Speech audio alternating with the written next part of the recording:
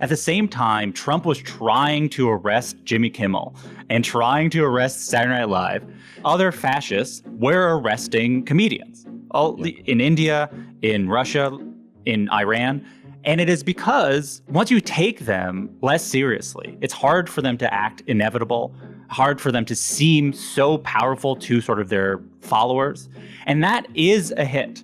The ability to make people still believe it's possible to resist is super helpful. I'm Jon Favreau. Welcome to Offline.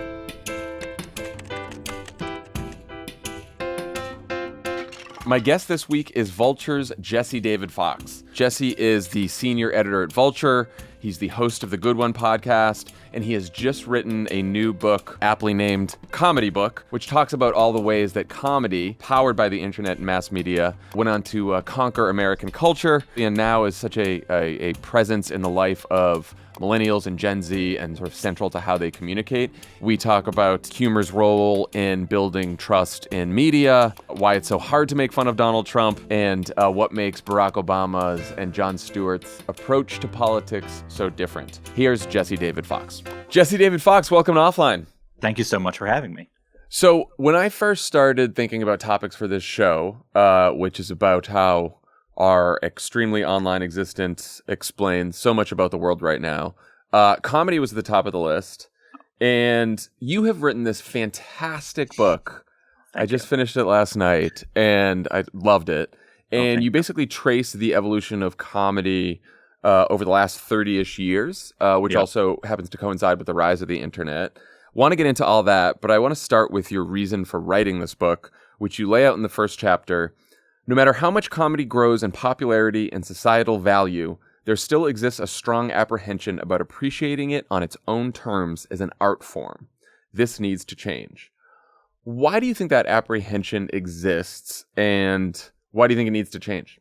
Sure. Yeah, I think part of it is the history of how stand-up and in comedy in general has grown. It grew up through low culture spaces, and it was not necessarily performed in the same place as arts were necessarily performed. When highbrow and lowbrow values were created, comedy was often seen as a lowbrow, just as a way of defining what highbrow is. So there was sort of that thing where they're not a respectable artist. And then you had a sort of self-deprecation quality of comedians that I think maybe got it through the 1980s of why comedians wouldn't take themselves seriously. And then there was a sort of like anti-intellectual masculine feeling about comedy that like treating it seriously was like, nerds shouldn't be doing this. This is for like tough, grizzled guys like us. You can't take this seriously. It's just jokes. Whatever I say is fine. I have to do a voice. Like you all of it. And those people created a value system and dominated the culture so much that comedians were just like, yeah, don't worry about it, right? And I think there's also a fear that if you took it seriously, that it wouldn't be funny anymore. And I didn't believe it, right? I think there's two things, which is like, one, I'm a millennial, and as I read about the book, millennials are sort of a generation that grew up where comedy was around much more. And we didn't know comedy was not something you took seriously. So I was like 15 or so when Jon Stewart took over The Daily Show, and I was like, this guy's providing me information that I would not get otherwise. I'm not going to watch the news. I'm 15. Yeah. Even though Jon Stewart was like, we don't provide anyone the news. I was like, yes, at least me. Yeah. So a lot of other people too. Yeah, a lot of other people. And then Jon ascended, and you're like, seemingly comedians are serious. And then it just kept on happening where they were taken more and more seriously. And yet people still were like, can we take the art form seriously? It's like, we are doing it already. We just need to create a vocabulary of how to do it. So that's why I wrote the book. Yeah, and I think it's really valuable. You said a few different theories about why we laugh and enjoy comedy before landing on the one you find most persuasive, which is known as play theory. Yeah. Can you talk about what that is and why you think it offers sort of the best explanation? Yeah, it starts because I try to disprove the idea of you can't cut up the frog, which is a E.B. White and Catherine White idea. And I start by saying, like, their idea of what humor was or what comedy was when they wrote that in the 1940s ultimately is not the same thing we think of when we think of as comedy. Like, comedy, modern comedy, is a much more recent tradition. And So as a result, I looked at the joke theories that were available then, and there's incongruity, superiority, and a third one I can't remember. But they're all binary. They're all like, a thing was like this, then a disruption of some sort, and then you laugh because of that. And then you're either laughing or you're not. And if you go to a comedy show, you know the experience of a rolling laughter, right? And you know the experience of people laughing not just at the end of a sentence where the punchline is. And play theory, it grows out of sort of theory of evolution, right? Darwin was essentially like a proto-play theorist. And basically it's the idea that like comedy, the art form of comedy, is not about before and after. It's about the state. You are in a state of receiving comedy, and jokes are just the way to be in that state. They are not the reason you laugh. You laugh because you're in that state. It's the same reason why you laugh with your friends so loosely. You'll laugh at loved ones just being themselves. It's because the trust and the comfort you have with them is what facilitates laughter. Comedians are just professionals at creating that. Yeah, I mean, it read to me, and especially as I went through the book, like play theory and the reason we laugh and the reason we enjoy comedy is born out of the just longing for human connection. Yeah. Yeah, and it's born out of the longing for primate connection, right? It's not like we're the only animal that laughs. Many animals laugh. Previously, people didn't think that was the case, but most primates laugh.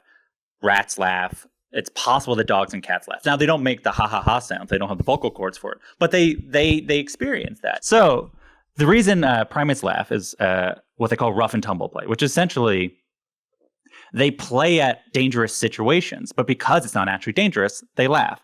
And that ability to sort of play with sort of complicated ideas and dangerous ideas is ultimately why we have comedy as well, is why we laugh as well. You cite this 2012 survey that showed millennials view humor as the number one factor in their self-definition, and point out that if you look at social media behavior, comedy is now pretty central to how millennials and Gen Z communicate in a way that just wasn't true with previous generations. Why do you think that happened? Comedy is very useful at speaking in short clips, right? Like essentially not literally like clips, like literally like Twitter was a limited amount of characters, and comedy, the sort of glibness that hypothetically can be in comedy, is good for speaking shortly. And then same thing with memes. They sort of communicate a lot of information in a very limited amount of space. And then that is mixed with people who are funny are succeeding. So that becomes the like, oh, I got to be like that, right? So it's like Elon Musk is probably the most extreme example, right? He sees people being funny, doing well on Twitter. And he tries, and being funny, he's not funny enough to succeed in the same way. So he had to buy Twitter to essentially rebuild it. So what he thinks is funny is how Twitter values people. Now all the comedians are gone, so he has no one to compete against. So it really is like, comedians didn't know this. They just realize it's just the byproduct of things comedians were good at anyway, and like what social media values or what succeeds at social media. I hadn't thought about that with Elon, but I guess you could say, he bought the platform possibly to spread around his terrible political views that no one really asked for.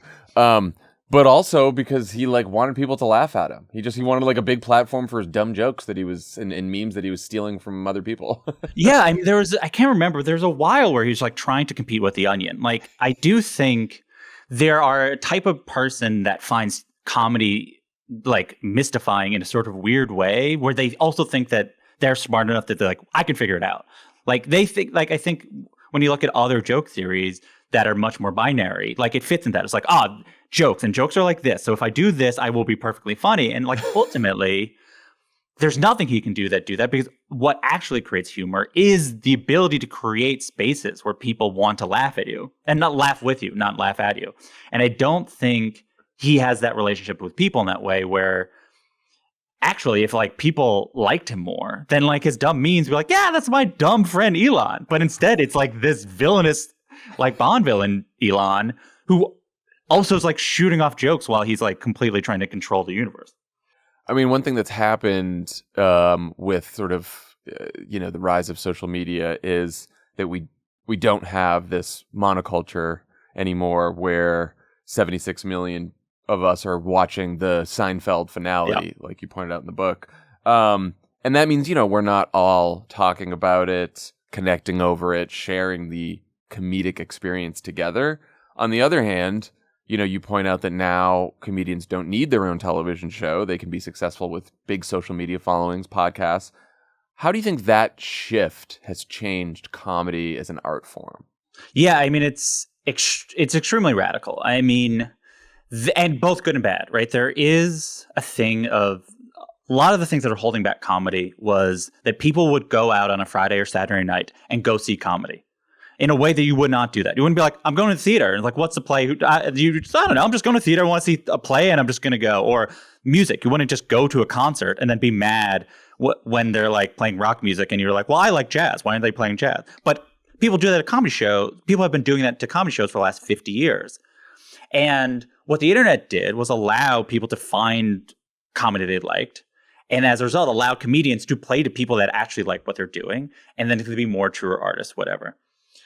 The sort of downside of that is then people who are now playing to an audience who gets what they're doing, their comedy is then being spread out without any context to people who have no idea what the hell they're talking about and who can't even perceive what they're doing as comedy at all.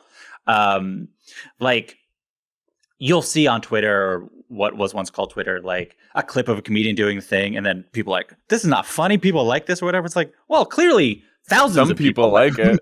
But the thing that you are not a part of is the main thing that comedian is doing, is creating the sort of context in which what they're doing is funny.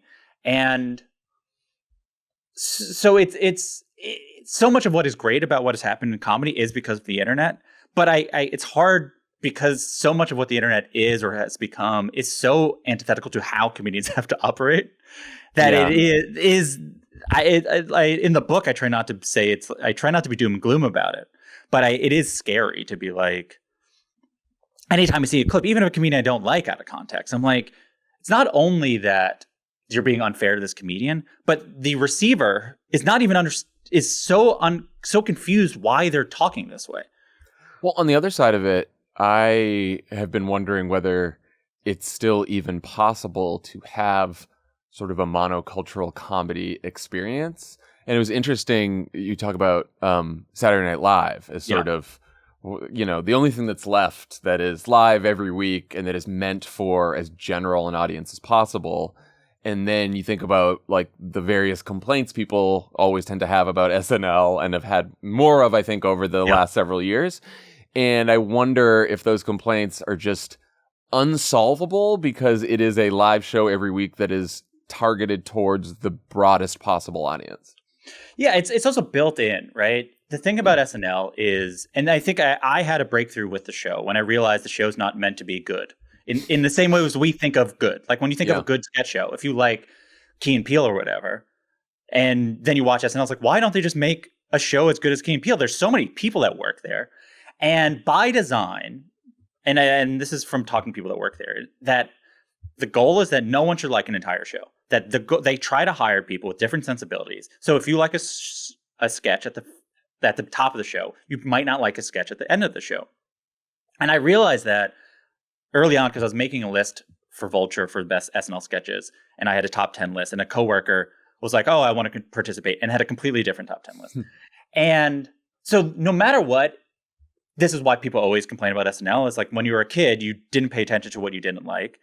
And then you grow up and you're like, why are there these bad sketches? Like, well, there's always been bad sketches. Like, watch the first season.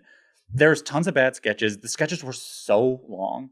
Anyway, that's an unrelated thing. But so like SNL becomes more frustrating because like, why is it so annoying? And I think, especially when you apply politics to it, because it has a sort of median quality that is so off-putting to a lot of people, especially people who grew up not experiencing that type of feeling anywhere else, right? If you grow up on the internet and comedy has always been catered to your interest, when you see something that is being catered to no specific interest, it is grotesque in a way. And like, I do think when people hated Alec Baldwin's Trump impression online. Yeah. Hated it. And they're like, it's the worst thing in the world. It's an embarrassment. And yet it is so popular. Like, it is so popular. People loved it. I knew people that loved it. And it is, I write about how subjective comedy is. And I go, so subjective that it feels objective. It's so, you can't even comprehend that it's like food almost, I guess. Like you eat food that's gross. You're like, there's no way anyone could like it. And that has now been intensified by the internet because you're never even shown things that are not what you like. Like a lot of comedy programs, like this, The Simpsons, I read a lot about Simpsons, and The Simpsons themselves also were like, we want to have so many different types of comedy, so people with different sensibilities will still like it. That type of thing is, even the people that I know at The Simpsons say we can't do that anymore, because if you just liked when they were doing like cute family stuff, well, you can watch Bob's Burgers, and if you just like when they're doing political stuff, then you can watch South Park. If you just like, we have created specializations in sort of all these categories that SNL, which is like so broad, feels for it. It feels like, but people like it. Like people want, like, it's like, wait, it's a nice way to see what's up, like see where America's at. And I do think that we have, whether it's with comedy or anything else, we have sort of lost something essential with the death of the monoculture. And I know people have talked a lot about that and written way too much about that. But at a time where everything feels sort of fractured in society anyway, you do sort of miss, and at least I do, yearn for those moments where you can go into work the next day or talk to a bunch of friends and like everyone says, oh, we all watched that. We all love that. That was great. Yeah. And not having that is sort of tough. Yeah. I mean, that is the sort of fundamental problem with the life on the internet, that if you go down that rabbit hole, it's hard, because I'm nervous that if I embrace that perspective, then I will sound old, right? So same, I do this all the time. But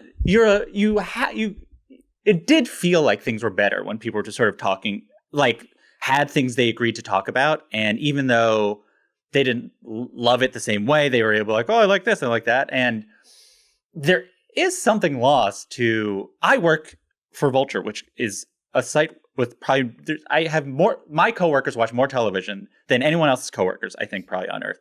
And we can't even have the same things we talk about because there's so much different things. And like, that's how you relate to each other. Just the talking through something. You lose these ways in which you connect with each other.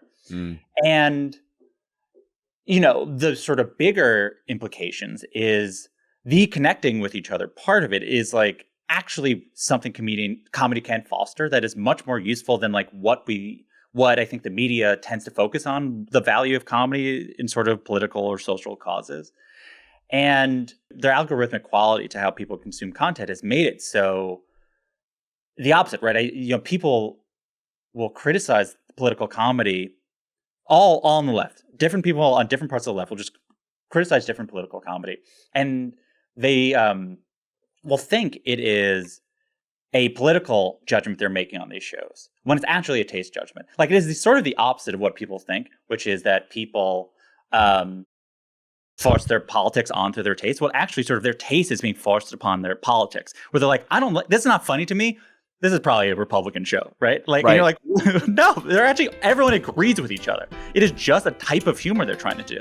Offline is brought to you by SimpliSafe. It's still October, but the holidays are coming up fast. Before your life goes into overdrive, protect your home with SimpliSafe Home Security. You can get a brand new system today for 40% off. Jon Lovett has SimpliSafe. You bet I do. And set it up myself. Snug as a bug in a rug. Yep, exactly a snug. And I highly recommend it. Set it up, super easy. You have someone do it for you, but you can do it yourself.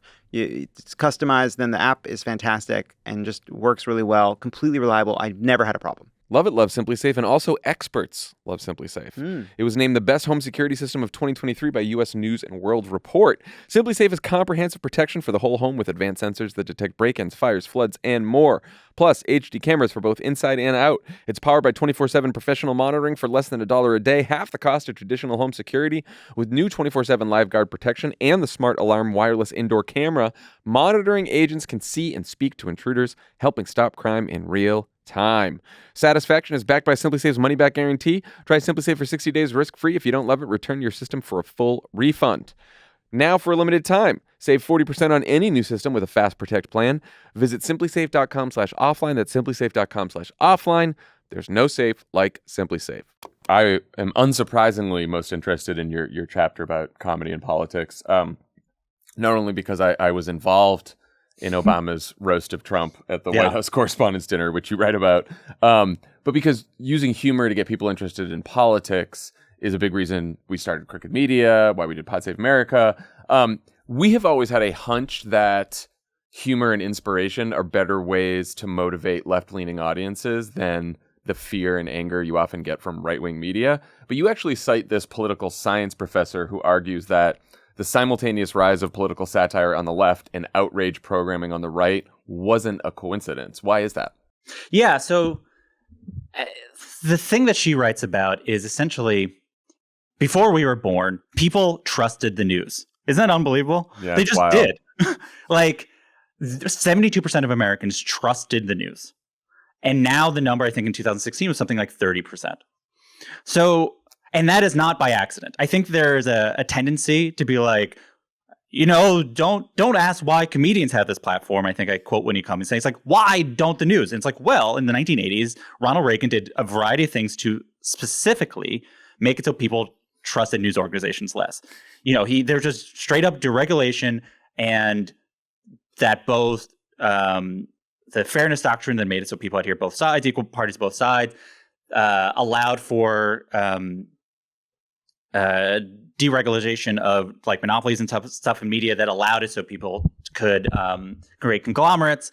That made it so what we think of, why we think the news is bad, that all was because of what happened here. And so then you have profit-driven news organizations that people don't trust. And then you have newspapers closing. All the things that are, I think, bad. Like, I don't go like, it's great that comedians are trusted news sources. I think it's good if it was the news, but for some reason it is not. So as a result, people were looking for people to trust. That is it. People just were searching for trusted news sources. And that's something I experienced. Like, by the age in which I could have read the newspapers, like around the Iraq War, because I was also watching The Daily Show, I thought the Iraq War was probably like a bad thing to do. I knew The Daily Show. I knew the New York Times was complicit in the march to the war. So I delegitimized the New York Times. I kind of wish I didn't in my own mind, but so that is part of what it is, right? So it's like people are looking for a way to trust. Now, I do think in that book that she writes, there is probably reasons why people trust angry people versus why they trust funny people. But I think ultimately, as we've seen more recently on the right, they also like to trust funny people. Like, I do think there is a sort of trust built into sort of how jokes work that makes it so comedians are good at being trusted. And there are studies that how funny you think a person is correlated with how much you trust them, right? So, and trust is really the thing people need most to be a news source, not information. Like, that came second. Like, now all these shows have fact checkers, but they did not at first. They first were just being trusted and were entertaining.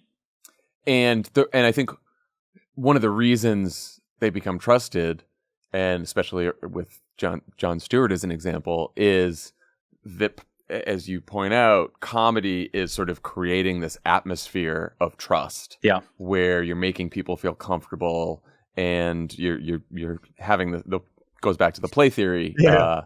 And I wonder if that is why people end up trusting the person who's making them laugh, because they just feel more comfortable and feel like they know that person better. 100%. I mean, if it is sort of, it's deep in our brains, which is we feel comfortable with our family and your friends, so we trust them, and as a result, we're more comfortable laughing, right? We feel safer to laugh at dangerous, broadly defined ideas. Then you have a comedian who's really good at being funny, and for some reason, our deep subconscious, this person is funny to us, and then we reverse engineer it, right?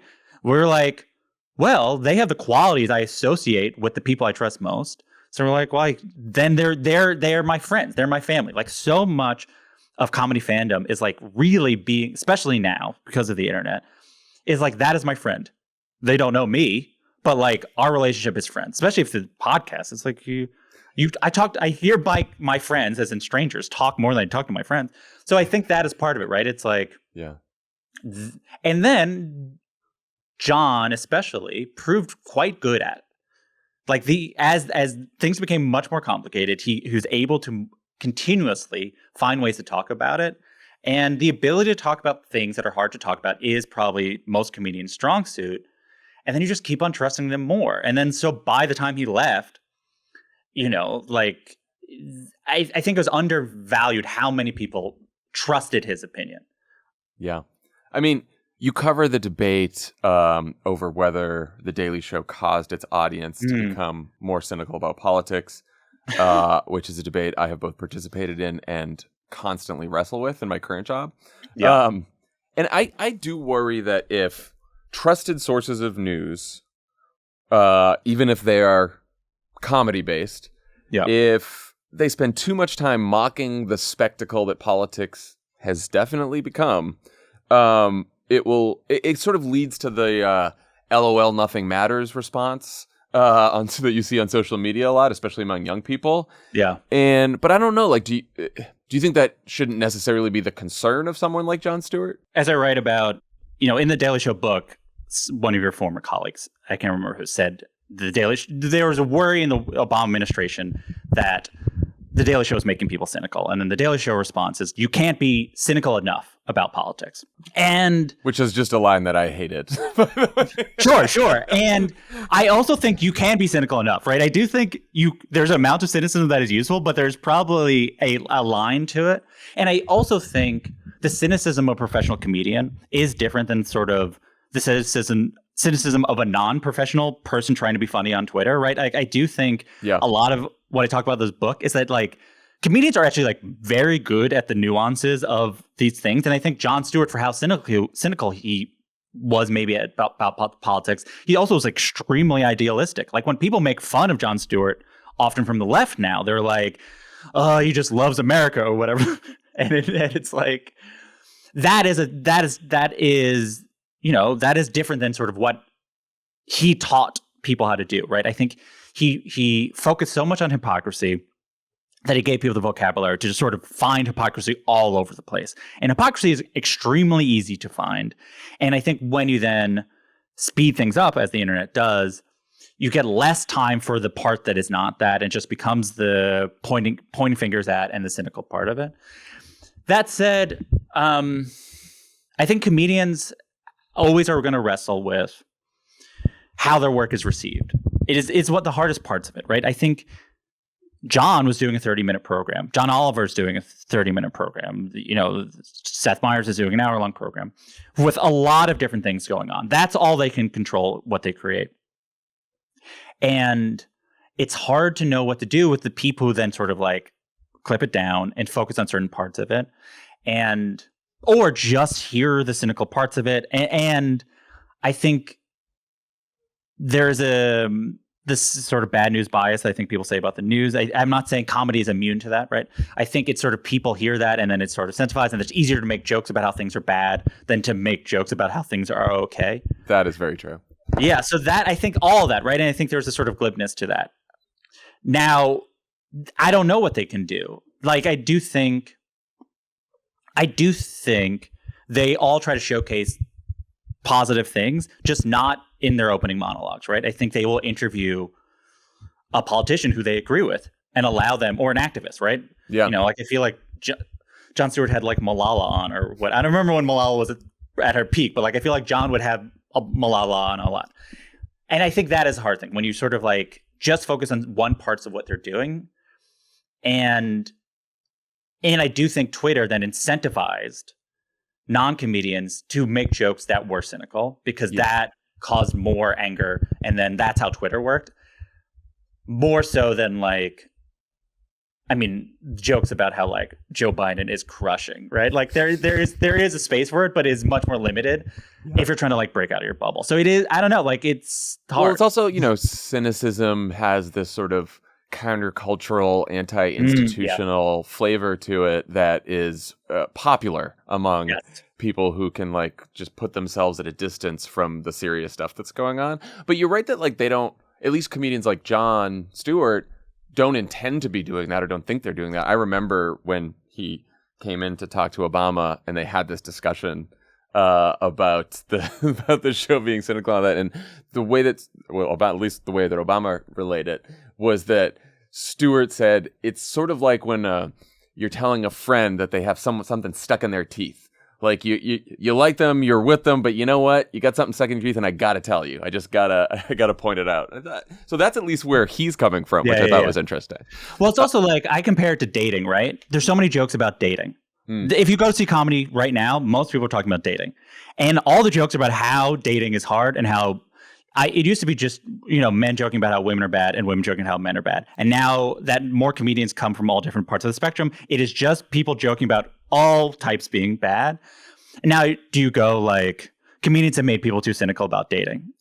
It's like, well, no, you wouldn't say that, because there are other jokes about dating, or people have other places they get it.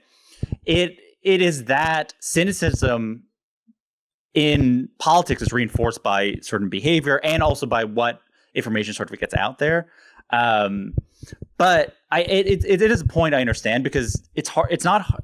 For a person who notices the trends, I think, as we've part both do, you can see how it can keep on getting worse. Yeah. And when you think about that, then you're like, oh, when everything is shorter, when there isn't time, then there's just the person who's doing sort of like, my Twitter account is just to make jokes being cynical about the late night talk shows, right? That exists, right?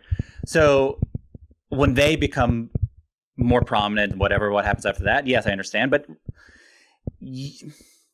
I don't want to forgive comedians for everything they do. That's not the point of the book. And especially as there are other comedians that I hold accountable for it. But it's somewhat blaming comedians for how people use their work. Yeah. More so than the work that they're doing. And I think that is a lot of when people complain or debate about comedy under Trump or whatever, it is they are blaming them for how the media has received them. Offline is brought to you by OneBladeShave.com. Do you hate shaving? We used to hate shaving too. You get your razor burn, irritation, ingrown hairs, the worst. That is, until we discovered One Blade razors. One Blade is the world's most intuitive single-edge razor, and it's guaranteed to eliminate your shaving-related issues. I love One Blade Shave. Huge fan. Why use so many blades when you can just be using one? The second someone says that to you, you're like, what are we doing? You're like, obviously. That is so stupid. I'm going to have less a chance of nicking my face with just one blade instead of 5 blades. Or however many fucking blades they're selling these days. You ever try to cut a steak with 4 knives at once? Yeah. It doesn't do it. It's bad. Anyway, you can use the Core Razor, Hybrid Razor, Genesis Razor. Collect them all. You can turn shaving into a ritual that you actually enjoy. One blade's all you need. Big razor companies have been lying to us for decades. We know that by now. They say that more blades is better. That's stupid. All those blades are tearing up your skin. One Blade's state-of-the-art, award-winning razor design makes single-edge shaving completely natural and effortless. 5 fucking blades on this thing. Why? They got a patented pivoting head at One Blade Razor that hugs the skin, ensuring the blade is always at the right angle all by itself. So, upgrade your shave, save your skin, and save the planet. One blade at a time. Head over to onebladeshave.com/offline today. Use code OFFLINE to get 10% off your first order. All One Blade razors are guaranteed for life, whether it's the intro-level Core Razor or the Premium Genesis, and all orders have a 60-day return policy, so there's no risk in trying a One Blade razor today. To upgrade your shave and to start shaving responsibly, get 10% off your One Blade order today at onebladeshave.com/offline. That's one spelled out ONE, bladeshave.com/offline to get 10% off your first order with code OFFLINE. Let's talk about Trump because, very easy to joke about. Difficult to joke about well. He seems impervious to mockery, but most people don't view him as a serious person. And yet, 8 years after he first announced for president, people are still consuming tons of comedic content about Donald Trump, which I can confirm from firsthand experience. Why do you think that is? Well, why do people go to comedy, right? It's because they want to laugh. And why do they want to laugh? Is because they feel bad about something. It's actually quite simple. So Trump makes people feel bad very often. George Bush made people feel bad, but not on an hourly basis. Not in your face every 5 seconds because of social media. So there is a sort of really basic quality of just sort of input in, input out, which is sort of he keeps on doing things and people need help processing it. And comedy is really good at processing things in a way where you leave, if not feeling better, feeling lighter or less burdened by something. And that question of if you should feel less burdened by things is a thing that I think probably was debated also under Trump, right? It's like, well, maybe we should feel bad all the time. And if we feel bad all the time, we'll do something. And you're like, that's not proven out, but so I think it's so, and he's a ridiculous character, right? He's a TV character. It's if Homer Simpson was running for president, and like we would clip that because he is a character created by TV to be entertaining and to be funny to watch. So it makes sense that like just comedy that is repeating it would also still be funny if you can kind of like lessen the stakes enough that you can laugh at it. And so then it's just like the thing everyone was dealing with. It is the stress everyone was dealing with. So then they all found their ways to soothe themselves for it. Now he's complicated as a sort of target for comedy. Right. But it doesn't mean that sort of comedy failed because during that time, because it seemed like everyone found their comedy about it. I know there's a debate over like whether comedy and making fun of Trump is somehow valuable from a political perspective. And I've gone back and forth on this, but I've come around to the view that that Trevor Noah tells you about in the book, where he says, there's a lot of countries and authoritarian countries, leaders don't want to be mocked, and they make it so that they can't be mocked because they know that that's potentially dangerous to their rule. And look, there's two ways to go after Trump. He is extreme and scary and fascist, and he's taken over the country and all that. And I think that is, it's important to call that out when it happens. But I also think he's just a fucking buffoon and not a serious person. And is this really who you want running the country? And I tend to think that as you go broader than just liberal partisans, it is more damaging to him, and he thinks it's more damaging to him to be a joke. Yeah. I mean, and we talked about cynicism, right? Like, I do think there's an extreme value to not believe things are hopeless, right? The reason these leaders in other countries, as I write in the book, at the same time, Trump was trying to arrest Jimmy Kimmel and trying to arrest Saturday Night Live. Other fascists were arresting comedians in India, in Russia, in Iran. And it is because once you take them less seriously, it's hard for them to act inevitable, hard for them to seem so powerful to sort of their followers. And that is a hit. Yeah. It is not the same hit that I think people hoped from comedians in terms of the ability to bring them down. Right. But the ability to make people still believe it's possible to resist is super helpful. It is super helpful for organizing. It's super helpful to like live a life. And that is a tool that comedians do worldwide. And it's why that they're stopped doing it. I think this idea that it's so interesting because a lot of the critiques of political comedy have been these comedians fashion themselves as like the people that can bring down despots and fascists or whatever. And it's like, no, they didn't. The media said they're that and then complained when they didn't do it. I was like, well, why did you create this idea that they can do such a thing? And I understand it's like a nice story. It'd be great if comedians some reason had this magical power, but they have their use is, as I write about in the book, is their use in changing people's minds and affecting outgroups is less useful or less powerful than their value to the in-group. How do they motivate people? How do they give people hope? The example I use is the Stephen Colbert at the White House Correspondents' Dinner with Bush. It is the political comedy piece of my lifetime, but it's not like Bush was like, I guess I got to quit. No, but it made it so people at home were like, oh, we're not alone. There is hope to resist this. Yeah. No, and I think one of the reasons the media does that is because of what we talked about before, which is this in a trust vacuum where people have lost faith in institutions and they want someone to do something. And we live in a celebrity-driven culture, right? All those things combined, it's like, well, the comedians will save us. But I do think that sort of giving people that hope is probably the what you can what you can bet on more. Yeah. You have a chapter about when comedy crosses the line, where you note the growing list of comedians who've said some version of, political correctness is killing comedy. I thought you made an interesting argument that throughout history, there have always been attempts to push back against certain comedic portrayals of marginalized groups, and people have always been free to say offensive shit. What's different today is the internet. Yeah. Can you talk about how you think the internet has changed the debates around free speech and political correctness? All right, it's a big question. It's by far the longest. It's such a big question. Let me think of where to start. So it's interesting. It's an interesting time to have a debate around free speech when we have created platforms where people can speak more freely than they've ever been able to. Right? It's like a funny time to be like, I can't say anything anymore when there are platforms where people are just saying hate speech on it. And especially now, as those things are, there are fewer moderators on those platforms. So you sort of then, like anything, you create certain tribes of this debate. And as the sort of right has used this debate as a way to try to attract seemingly left-leaning young men to their cause, they've intensified this.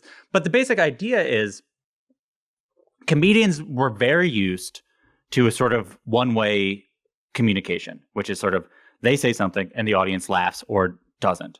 And they liked that and allowed them to live a life where everything they were doing was liked by everybody. Because, as you know, even comedians will say that now. Like Jerry Seinfeld would say, like, comedy doesn't need criticism because the critic is the audience, right? But what they couldn't hear was the person not laughing. When people are laughing, it's really hard to hear a person not laughing.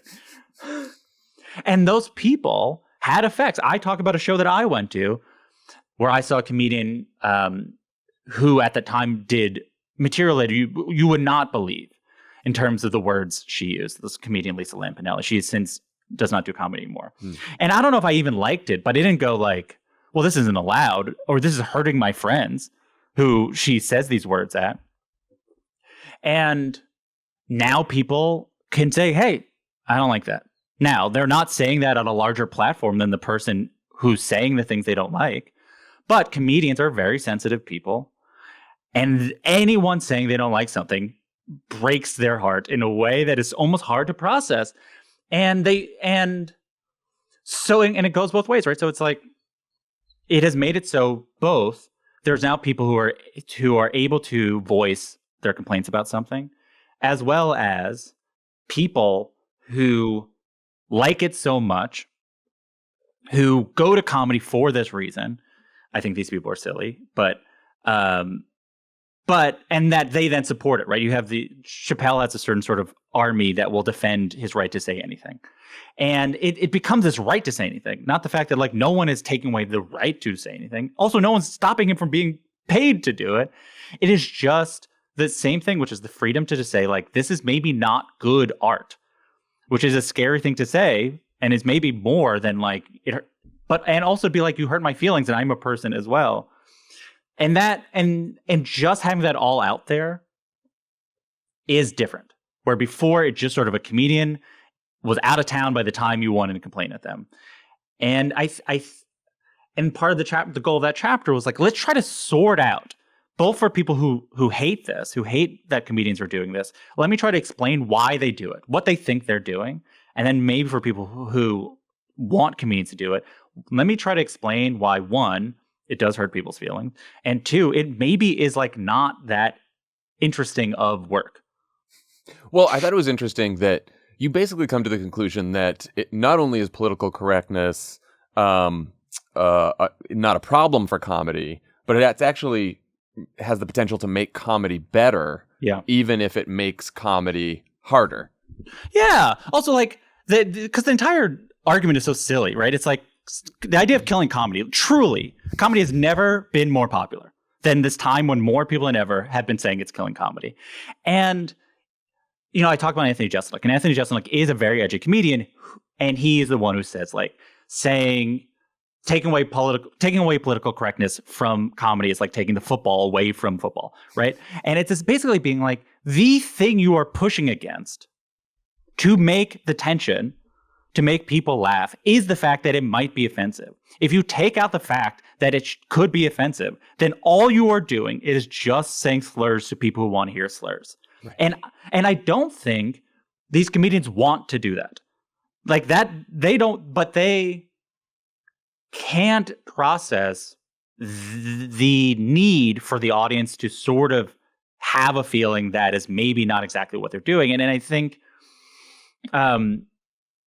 it is not only is it necessary, it's like ultimately it's not going away. Like we say political correctness as a sort of grab bag, but ultimately, as I describe it, as this sort of line. And ultimately it's like where the taste is and where people are comfortable with you going. And the truth is, like, it is really dependent on the night and the comedian and the people's relationship to that comedian. Like, I don't say it's not funny, because like clearly Dave Chappelle is the most famous comedian it's almost ever has been right now. So these people are laughing. But I am saying there is one, it is maybe not as challenging as he thinks it is if the audience is on board with everything. And two, in a few years, it will seem he will maybe regret that he did it. Like, this stuff ages terribly. Like, I bring up Eddie Murphy because Eddie Murphy always gets brought up with this. And in the 1980s, he started both of his specials just like railing against gay people in a way that's sort of so weird, in a way that is so like there's something in his mind that he had to do this. And then later, now, anytime you talk about Eddie Murphy's stand-up, you go like, yeah, some of the material doesn't hold up. And he has to apologize for it every single time he is interviewed about maybe doing comedy again. He is like, I feel bad. I really regret I hurt people's feelings. I want people to watch it in the context of the time. And the context of the time is people didn't like it. Some people liked it, but some people don't. And that's the same thing as always. Like, a lot of people who are oppose these types of jokes underrate how many people do like these jokes, and including people who these jokes might be about. I think there are a lot of people who, for whatever reason, are able to enter a space where they can laugh at whatever. They believe comedy is a space where you can laugh at whatever. But I also think comedians underrate how many people always didn't like it. Yeah. Well, and just like everything else that we've talked about, like you were just talking about this in the context of a comedian in front of an audience in a physical space. Yes. And when you cut down sort of either the most offensive or the most over the line bits and they're shared around the internet and then everyone's yelling and it's not just sort of a bigger drama than you might think, but that comes to the comedian as well. So I'm sure the comedian sees the craziness online and is like, oh God, everyone's out to get me. It's a mob and blah, blah, blah. When in reality, it's like, first of all, it was, it might just be one joke that they didn't like out of a whole set, but also, just some people didn't like it and other people did. And that's it. No one's coming for you. It's just that some people liked it and some people didn't. And like, other than if you're trying to make television on networks that have commercials, you're probably fine. Like, that is really it. If you're on a streamer where they don't have commercials and they don't have advertisers, and advertisers are much more sensitive about these things, you're going to get paid a lot of money to do these things. You'll have a large audience. You might regret it someday, but right now, just count your money and be happy. Like, I do think because these comedians live in the context of their own lives, right? So they know they don't hate this group. And I think they know what they're trying to intend. They're like, I'm just trying to say, lighten up. That I always say, like, in Dave Chappelle's mind, he's helping. And they can't comprehend that other people do not hear their jokes the same way they do. It's not so dissimilar to like people think so many songs are love songs, even if they're not about that at all, because they hear the word love once and they're like, hey, it's probably. People are not so great at consuming work. Their brains process it through their own filters. Yeah. And why I spent so much time on Dave Chappelle is Dave Chappelle used to be the example of a comedian who realized that his work might not be received how it intended. And now he decided he's now the example of a comedian who does not care if his work is received how it's intended. I mean, can you talk about why what you call the bad little boy comedians have been successful? Well, I think it's not unlike a Trump thing, but it is adjacent. which is, I always imagine a person, usually a man, but who goes to work and kind of wants to talk at work how he does with his buddies.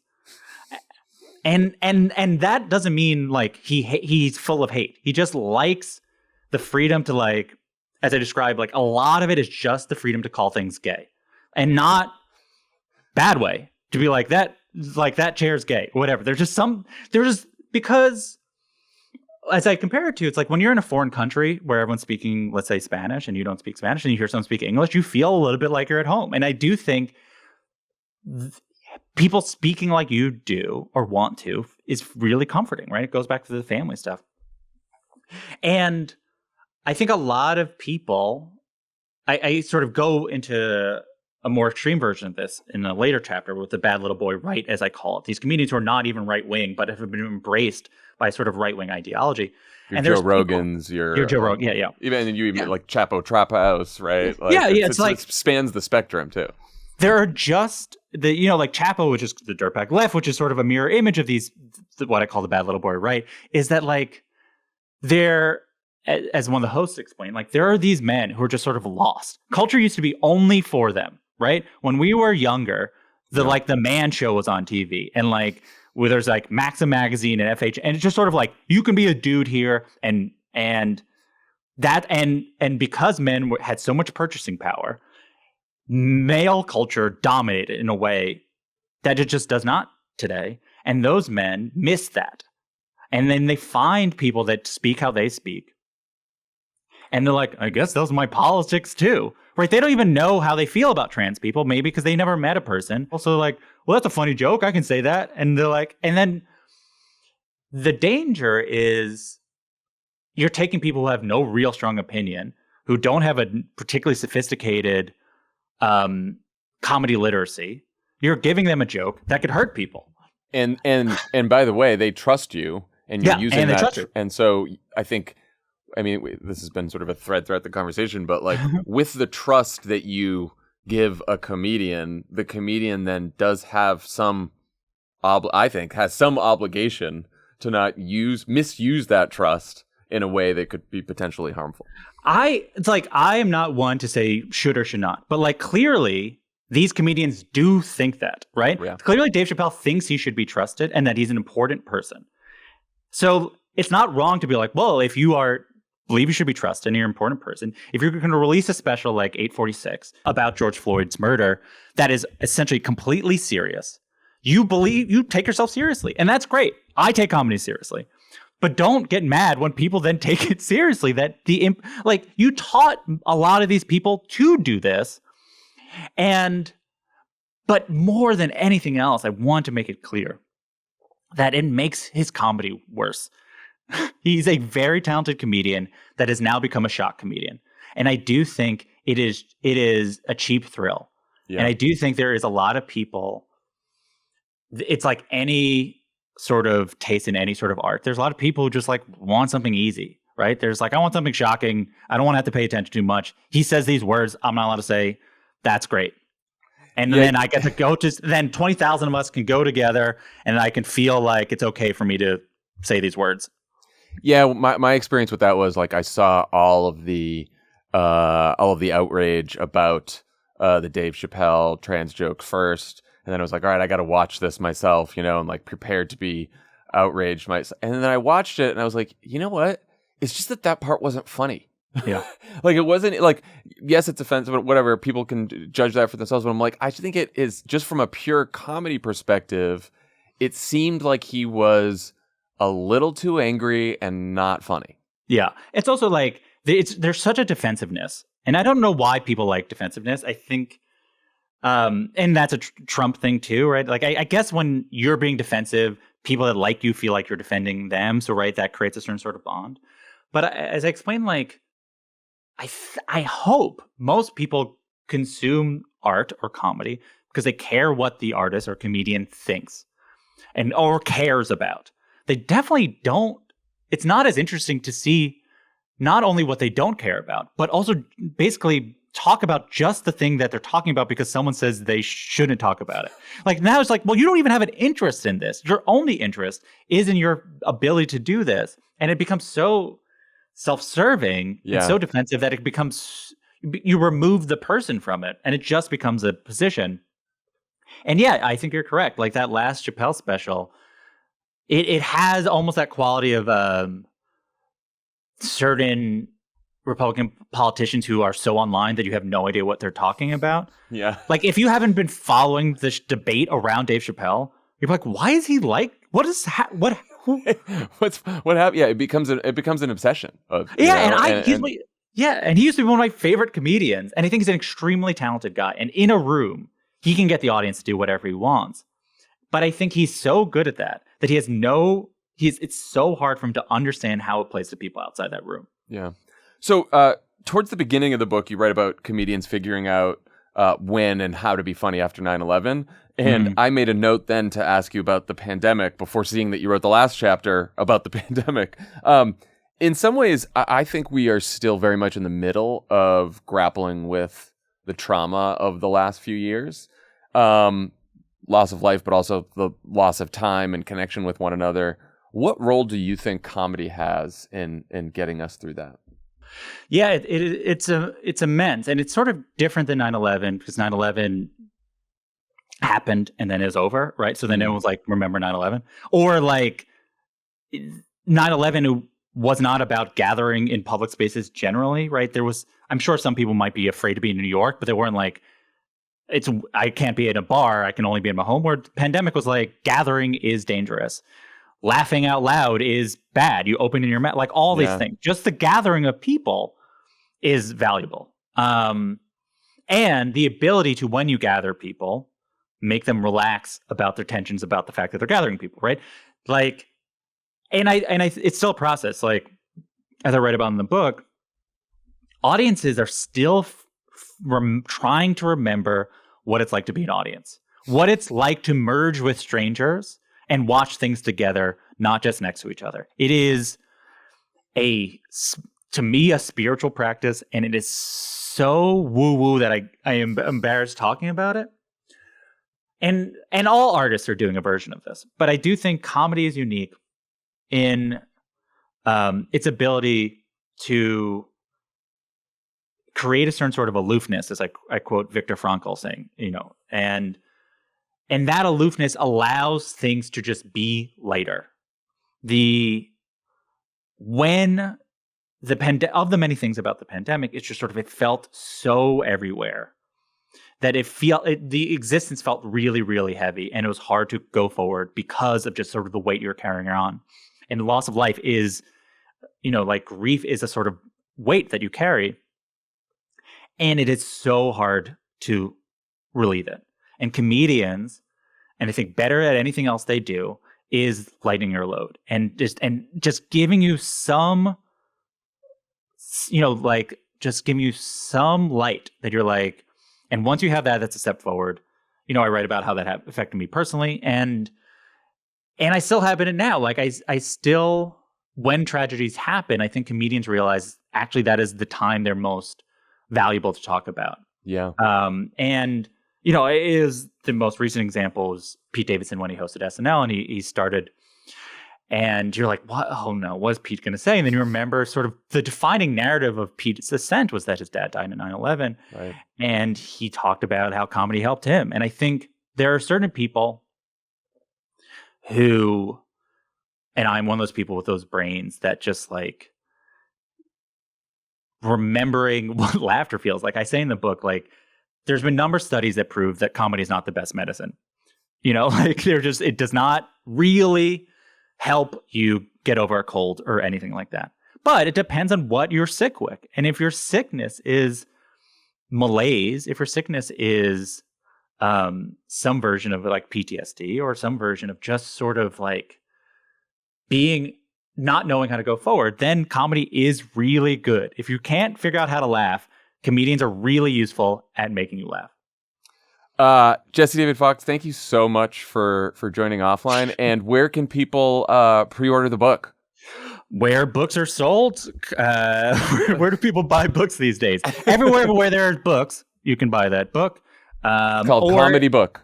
Or if you're in New York on November 7th, I'm doing a book release at the Bell House. Will be me talking about the book, but then also a very good comedy show. And then November 13th at Dynasty Typewriter in LA, I'm doing a comedy show that also will be very good. Well, we also be selling the books and they'll be signed and yada, yada. We know Dynasty Typewriter well here. Thank you again for joining. Fantastic book. Appreciate you. Appreciate the time. Thank you so much.